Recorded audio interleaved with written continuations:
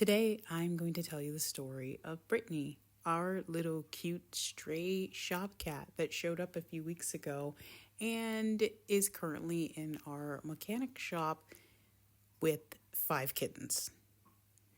So, this is a cat that we started to see last year, probably around May, June. And we would just see her every now and then when we were out working in the garden, and she'd like come into the yard or whatever. No big deal. We have all of our neighbors have pets, so we just kind of assumed that she was one of the neighbors' animals. And, you know, we didn't think much of it. But as the season started to change, we noticed that she was hanging out more and more on our property. And, like we don't have terrible winters here, so we sometimes will go out and grill during the winter or whatever. And every time we'd go out there, she was on the glider on our patio.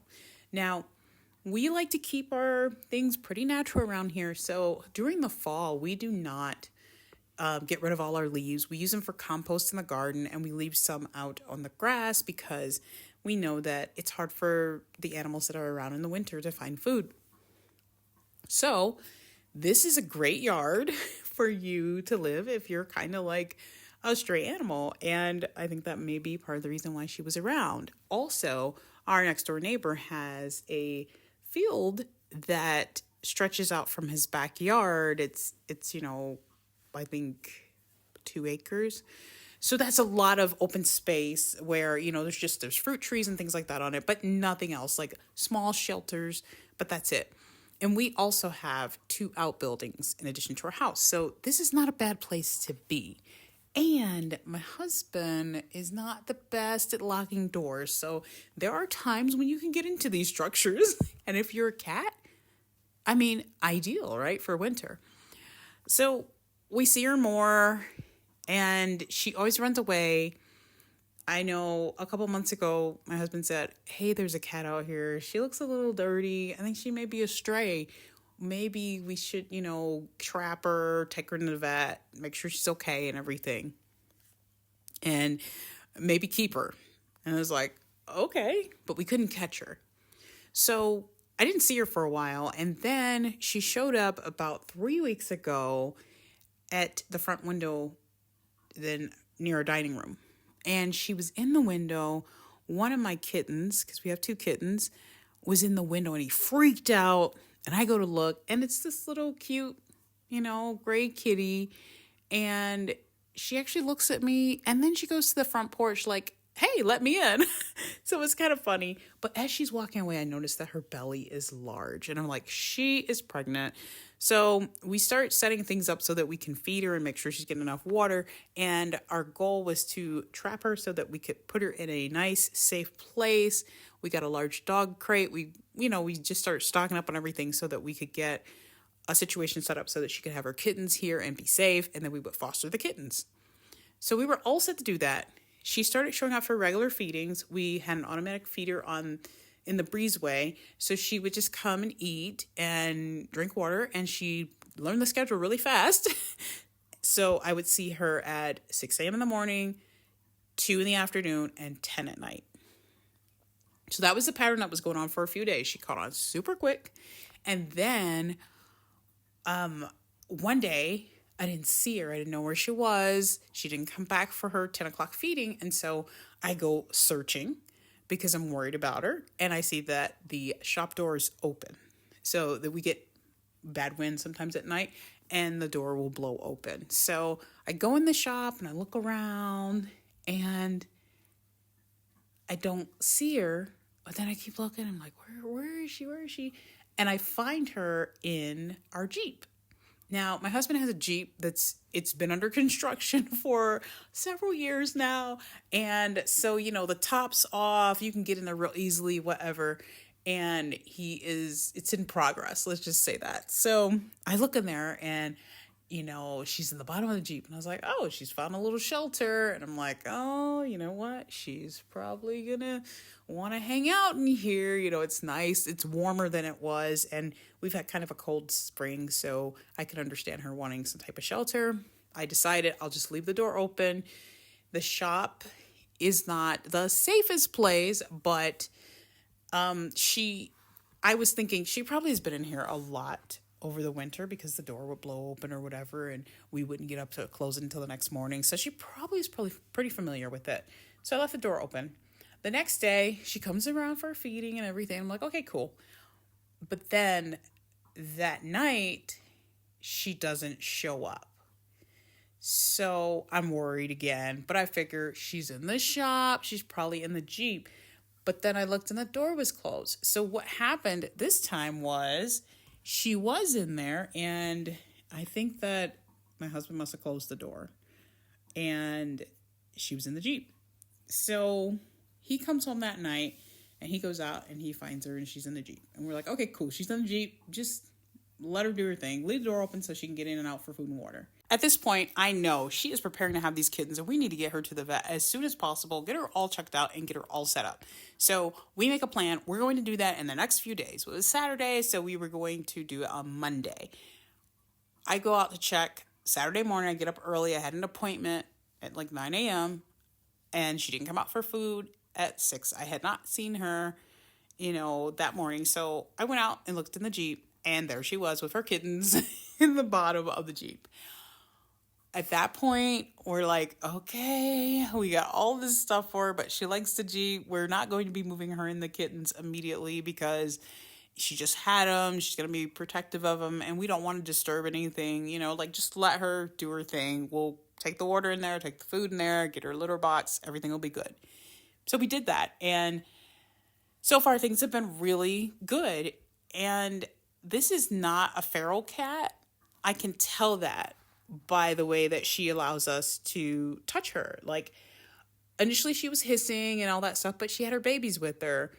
Well, the first time that we actually went to touch her, she allowed us to touch her. And now both of us can rub her head and she's okay. And she likes being pet and all that. And she'll eat from a spoon. I mean, she was skittish and nervous, but that's probably because she's had some bad experiences with humans, especially if one put her out. But this cat is not like a wild cat. She behaves like an indoor cat. She seems very happy to be indoors as well. So we are still going to obviously foster the kittens and take everybody to the vet and make sure everybody's okay. But this brings up a point that a lot of people may be missing because I had no idea it was this bad. Right now, our cumulative inflation in the United States is 20%. And I'm talking about cumulative inflation, not the stuff that they talk about on the news and say, oh, it's getting better. But when you're looking at cumulative inflation, you're looking at things like how much has the dollar decreased in value and how much a price has gone up. Because there's no way you really can determine inflation if you're not thinking about how much value the dollar has lost. So that's what I'm talking about. You feel it. We all feel it. That's why you see businesses, filing for bankruptcy, closing down, layoffs, things like that, because everything is much more expensive and the value of the dollar is less. So this is a perfect storm for people to start really running out of money, and animals are paying the price. I have lived in my town since 2017. I have never seen stray animals ever. Now, every day we have a Ring doorbell. You see all these alerts about stray dogs. Well, dogs. Oh, I found this dog and I found this cat and is this anybody's and blah, blah, blah and all this stuff. People are just letting their animals free. I mean, people have even found litters of puppies and kittens just out somewhere because someone let their pregnant dog or cat out. They just didn't want them anymore. They couldn't handle them. They couldn't afford them, all that stuff. And it's not just here. I like animals, so I have a few pages that I follow from around the country, rescues and things like that, because I like to help those places if I can, because they're doing really good work, saving animals and all that stuff. But this is happening around the country. People are running out of money and they are cutting costs because they're having trouble making ends meet, and that means luxuries go out the window. And for some people, they consider their pets luxuries, so they get rid of them. So the humane societies are full. The rescues are full. There are lots of animals that need to be fostered or adopted. And now I've got 6 more cats out back that are, need a home. And this is something I didn't know it was this bad. But as I started to think about it, I'm reading more and more stories about abandoned animals. And there are programs where you can rehome your animal. There are solutions to the problem. If you have to surrender your pet, it's best to surrender them to a rescue if you can, because the rescue is going to try to find them a place. If you take, like for example, if we had taken these kittens to the Humane Society, they would be euthanized. Pretty much, kittens, because there are just so many of them, if you bring a litter in, they're not going to be there very long. They're going to be euthanized. So we absolutely did not want that. And that's why we just were like, hey, we're going to do this. There's no question about it. We're going to try to help these cats. But this is something that is happening nationwide. And as I started to look into things, I thought that this was a crazy stat and I thought it was wrong. But then I started talking to these people who work at these rescues and run rescues. And I said, is this true? And they all say this is true. They say that 80% of kittens are born outdoors, which is really something. So then there are feral cat colonies in different places. Like there's one in a park here. There's just a ton of them. Tons of cats.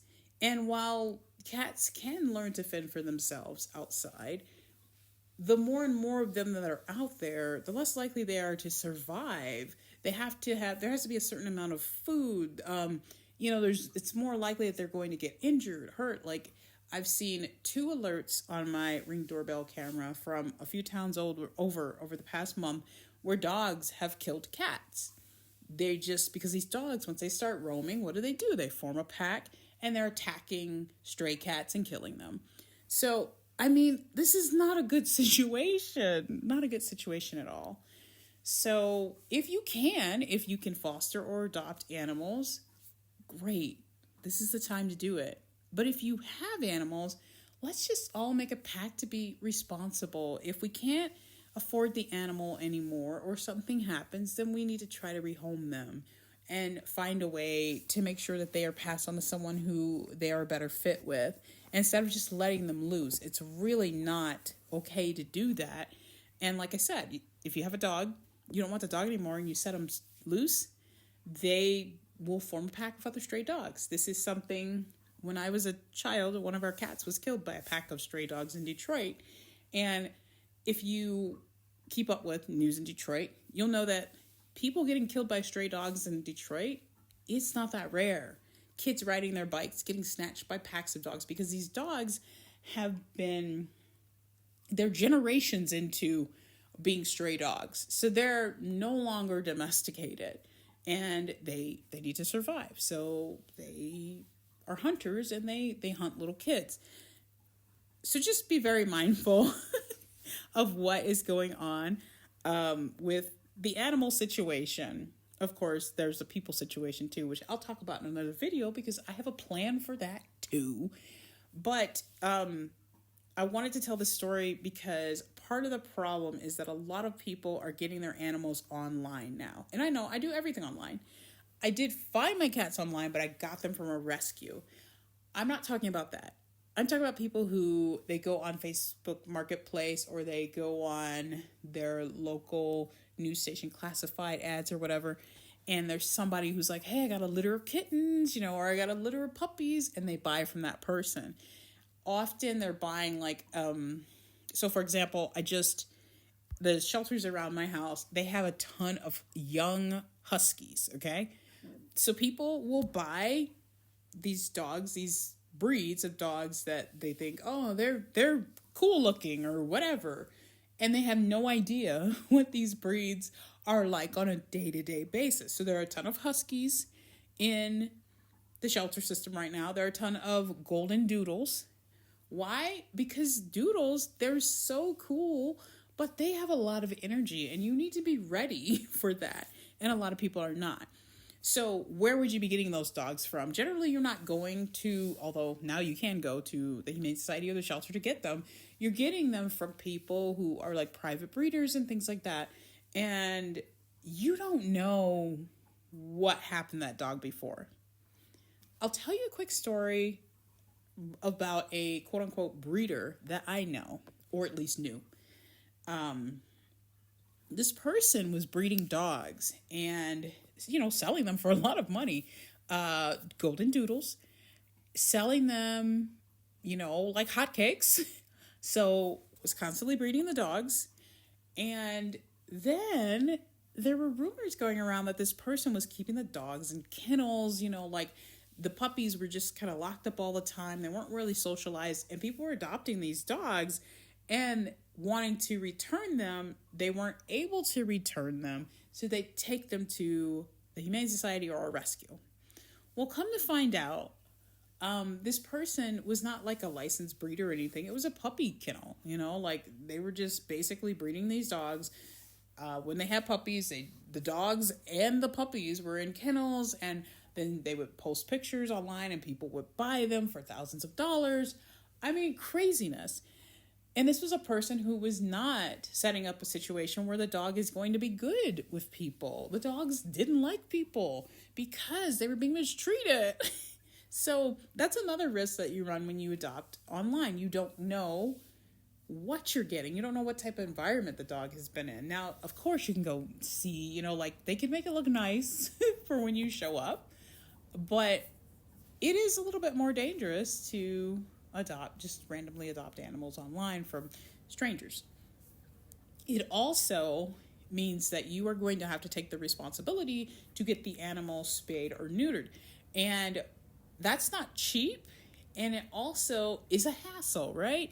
I mean, if you're super busy, you get your animal, you're like, oh, I'll do it later. This is something that happened to my family when I was younger. My little sister, she found a stray kitten in an alley. She was so cute. She brought her home. And, we had a cat and a dog. Then we just had a cat at that time. And so she brings this little kitten home, and she's cute. And we're like, okay, yeah, we'll take her in. I get her spayed, all that stuff. Well, within like a few weeks, we hadn't done that, and she snuck out.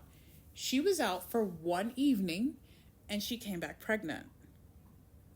So then we had to find a rescue to take the kittens.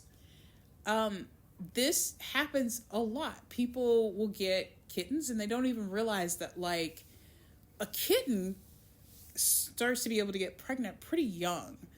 So they may have a kitten and think, hey, I've got until the kitten's a year or so, but that's not the case. In fact, the cat that's in my shop, I would say she's probably pretty young. She's not a big cat, and she seems like a younger cat. I would be willing to bet that she's less than a year. So, or maybe a year, but she's a young cat. The idea that kittens can't have kittens is false, and a lot of people don't realize that. So if you do get animals from someone online or whatever, you have to take care of that. Most of the time, I know in Utah, I think if you adopt from a rescue or a shelter, they will be spayed or neutered. Or you have to do it within 30 days because some people, they want to breed dogs and things like that. Okay, fine. But you need to do it responsibly. And that is not happening in a lot of cases. Another disaster of a quote unquote private breeder.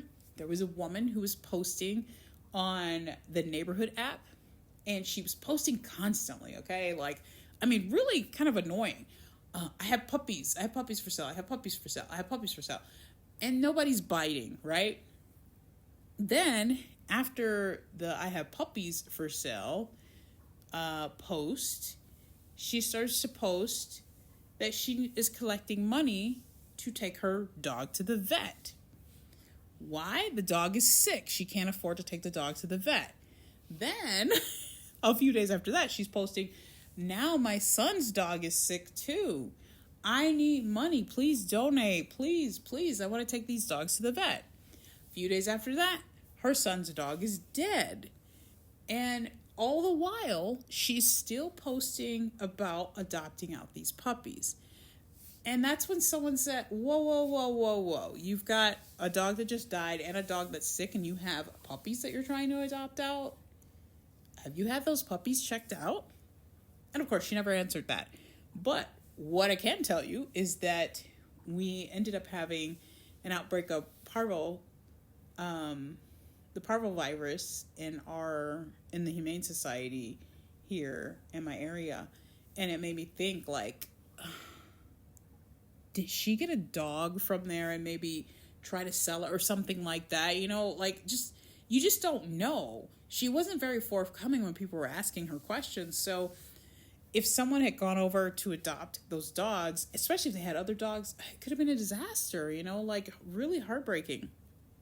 So I'm just saying all this. Let's just all be responsible. If we have pets, let's do it in a responsible manner. If we can't afford pets, or we're not sure, we're on the fence, if we are not willing to be very patient, then maybe we shouldn't adopt pets.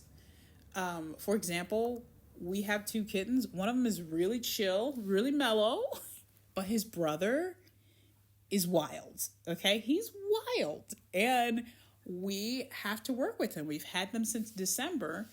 And one kitten just, kind of mellow, takes it easy. The other kitten is a ball of energy, lots of fun, but also very mischievous and, chewing on plastic bags, eating them, all types of things. So we are working with him through those behaviors and trying to see, okay, do you have a vitamin deficiency? Do you have anything? Like, now he has vitamins, and we're going to see if that helps. But we went and got him, so we're going to work with him, and it's going to work out, like, he's a kitten right now. He might mellow out over time, or he may be crazy his entire life. Either way, we signed up for his lifetime. So however long he lives, we're going to have him and his brother. That's just how we look at it. We signed on for that. We know that it's not easy for animals to find another place when you're getting rid of them or whatever. And we love the little kitties, even though one of them is really something. And this is, of course, the same philosophy that we use. We are thinking about fostering children. And this is the same philosophy that we will use if we are lucky enough to adopt. Like, I do know some people who have, quote unquote, returned the children that they adopted. And it's just like, no, this can't go this way. You really have to think about what you're getting into. And once you're in it, unless your life is in danger, I feel like you got to make it work. You got to stay the course. So that's how I feel about it. And obviously, that's another story to tell, our story of fostering kids and hoping to adopt as many kids as we can. And nothing crazy, but as many as we can, because we really would like to, just have more members of our little family, because it's pretty great. We're having a good time and we can afford it. So we want to give hope and prosperity to kids who maybe don't have that right now. So that's all for now. That is the story of Britney. I hope you enjoyed it, and I'll see you in the next one.